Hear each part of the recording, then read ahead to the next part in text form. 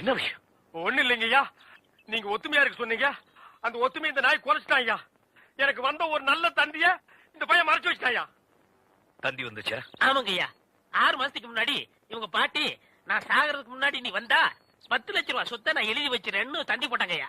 அதையே அவர்கிட்ட கொடுக்கல. இவர் தான் சொன்னாரு, இந்த ஊர்ல யாருக்காவது தந்தி கொடுத்தீங்கன்னா உன்னை வெட்டி விடுவேன்னு மிரட்டினாருங்க. அதனாலதான் கொடுக்கல. இனிமே இந்த ஊருக்கு தந்தியே வரக்கூடாது.